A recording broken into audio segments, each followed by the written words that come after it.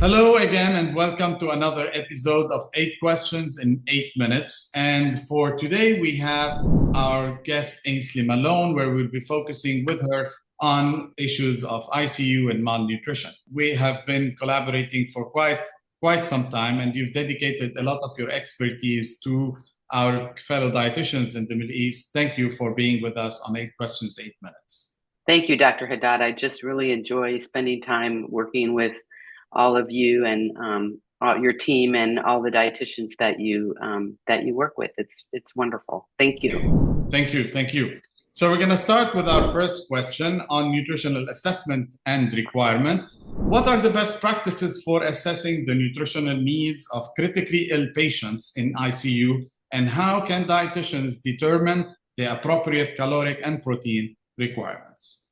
So I think what we really need to do is look at what our guidelines provide us. And if you look at both the ESPEN and the ASPEN guidelines, they both recommend, and this is probably not an opportunity that all of us have in our practice settings, but they do recommend that if you have the ability to measure energy expenditure through indirect calorimetry, that is what we should use. And I know here in the United States, really very few of us have this methodology available to us. And so outside of that opportunity, really then the guidelines suggest that we should really use 25 to 30 calories per kilogram of body weight as kind of our range of determining energy requirements. Now, from a protein perspective, there's a little bit of a variation between ESPEN and ASPEN. ESPEN recommends 1.3 grams of protein per kilo per day. And ASPEN recommends anywhere from 1.2 to 2 grams of protein per kilogram per day. And that is partially based on various populations, which I know we're going to cover in one of our subsequent questions. So I think that gives you at least some good guideline recommendations on how to assess protein and energy requirements. Lovely. That leads us to our second question, enteral versus parenteral nutrition. Under what circumstances should enteral nutrition be preferred over parenteral nutrition in ICU patients? And what are the key diet factors dietitians should consider when choosing between these methods? So it is pretty unequivocal that enteral nutrition is the preferred method for nutrition support in the ICU setting. The only contraindication to that is if your patient is very, very hemodynamically unstable, and that would be a patient whose mean arterial pressures are consistently 50 milligrams per mercury or below, or they're receiving vasopressive agents, medications to help improve their blood pressure, and those doses are escalating. And in patients with severe sepsis and septic shock, it may be that your patient is not stable hemodynamically. But outside of that, enteral nutrition is really the preferred method for nutrition support. It is associated with better outcomes. Now, if your patients don't have good GI function or have any GI function, so a surgical population might come to mind there. And if your patient is malnourished and you know you can't start enteral nutrition, then parenteral nutrition is indicated, and the guideline recommendations support that. Great. And that leads us to our third question on timing and initiation of nutrition support. When is the optimal time to initiate nutrition support in critically ill patients, and how can early nutrition impact patients' outcome? So again, this is pretty unequivocal in terms of guideline recommendations. It's a strong recommendation from both ASPEN and ESPEN that we begin enteral nutrition in the ICU within 48 hours of ICU admission. And the benefits of that have been demonstrated, and what forms the basis for these strong recommendations is that it is associated with better outcomes. There have been several meta-analyses and individual randomized controlled trials that have shown that patients who receive enteral nutrition within 48 hours of ICU admission have a lower mortality, have lower rates of infectious complications, have shorter ICU stays and shorter hospital stays. So I think the data is pretty strong to support under 48 hours to begin EN. That leads us to our fourth question. What strategies can dietitians use to manage and prevent feeding intolerances in ICU patients, particularly those with GI complications? So I think the first thing that we need to implement is use a formula that isn't high in fat, isn't high in fiber, and is essentially isotonic for that first enteral formula, almost like a standard formula. And then obviously you want to provide a continuous feeding versus bolus feedings. Bolus feedings are associated with greater incidences of GI complications. And then it's essential to monitor our patients from the minute, within the first 24 hours and on, in terms of how they are tolerating their formulations and their enteral feeding. So you can start with a rate of 20 to 25 mLs per hour and gradually increase as tolerance is exhibited. If your patients have significant issues with high gastric residual volumes and you are providing continuous feedings, you may want to consider feeding into the small bowel versus the stomach. So there are some things that you can do if your patients start to demonstrate tolerance. But starting with the lower fiber, lower fat formula at a relatively lower rate and continuously feeding are probably the key things to initiate feedings with. All right. So in our fifth question, which is something commonly asked by fellow dietitians, micronutrient supplementation. How important is micronutrient supplementation in the ICU setting, and which micronutrients are most critical for critically ill patients? So there has been a lot of question about whether there's a need or a benefit to supplement micronutrients in the ICU patient population. And really to date, there is really no evidence that suggests that giving additional vitamin C, selenium, zinc, etc., is really going to impact outcomes in the ICU setting. There's been a lot of study, especially with COVID, because there was some thought that some supplementation of those nutrients would be beneficial. And again, there's really been no evidence. Now, I will say things such as patients that are malnourished, who are refeeding, you certainly want to monitor phosphorus, monitor potassium, and supplement, and you would likely need to supplement those patients. If your patient is on continuous renal replacement therapy, there is some concern for perhaps a copper deficiency.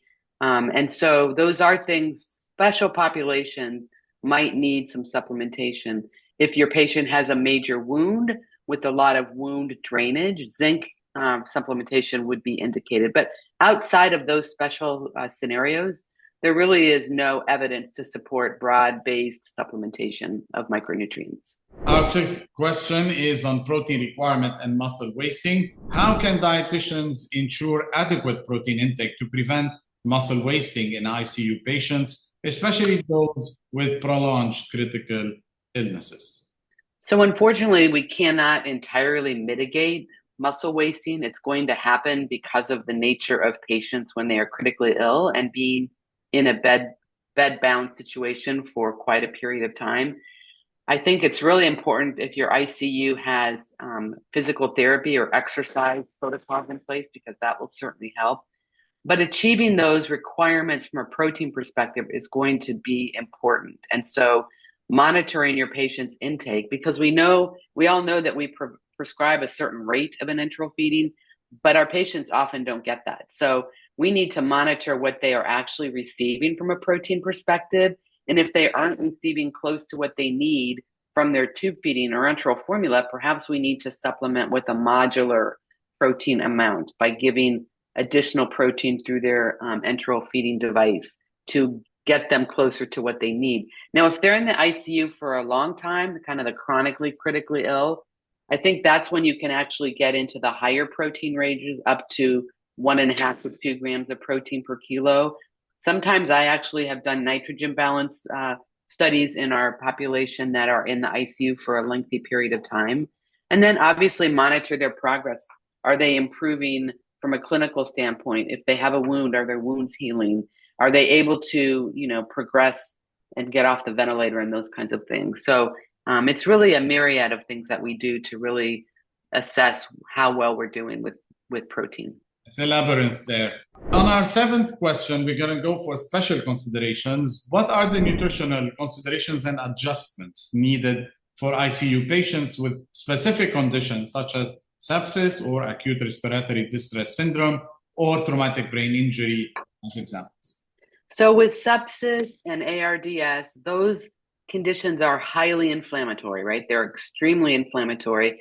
And there is pretty much literature supporting in the first 2 to 3 days of a highly inflamed condition that we don't go gung-ho with our energy requirements. We start, and that's really, when you feed enterally, you're doing that anyway because you're not starting at goal rate. So really within the first 2 to 3 to 4 days of a highly inflamed condition, you start slow. And then after that, within that first week, then you get closer to energy requirements. As far as traumatic brain injury and trauma in general, patients that have undergone a traumatic event, it's been shown that arginine-containing formulas have been beneficial in this population, especially for wounds and anyone undergoing a trauma setting. And then as far as any other special conditions, those patients that are undergoing continuous renal replacement therapy and with severe acute kidney injury, their protein requirements are actually 2 grams per kilogram or even higher because they are losing proteins through that renal replacement process. So those are really kind of the key special populations that I think are of importance. Which takes us to our 8th question on monitoring and adjusting nutrition therapy. How should dietitians monitor the effectiveness of nutrition therapy in ICU patients, and what are the key indicators for adjusting nutrition plans? So obviously you're going to be monitoring on an ongoing basis. You've done your initial nutrition assessment, and then over the next, every week, you'll want to reevaluate their nutritional requirements. Because as we know, once patients get into a more prolonged course in their ICU, they may need more calories. They may need upwards to 25 to 35 calories per kilo per day, especially if they have ongoing clinical issues that are not, resolving. And that really is something else I mentioned earlier about monitoring clinical progress. If your patient's improving clinically and, for example, coming off the ventilator, or wounds are healing, or they're just overall they're improving clinically, that's pretty much a good indication that you're meeting their needs. I mentioned nitrogen balance studies. I have done that in those prolonged patients with prolonged courses, just to help me better understand, am I meeting protein requirements? So I think for those long stay patients, it's important to do ongoing nutrition assessments to make sure that you're achieving requirements and you're giving patients what you think they need. Lovely. Ainsley, thank you very much for your intervention today. It's been great chatting with you on those questions and challenges in the ICU setting. Thank you very much for being with us on 8 Questions, 8 Minutes, and we look forward to seeing you back in the Middle East, sharing your knowledge with us. And thank you, Dr. Haddad. Thank you, everybody, for watching this episode, and looking forward to seeing you again. Thank you.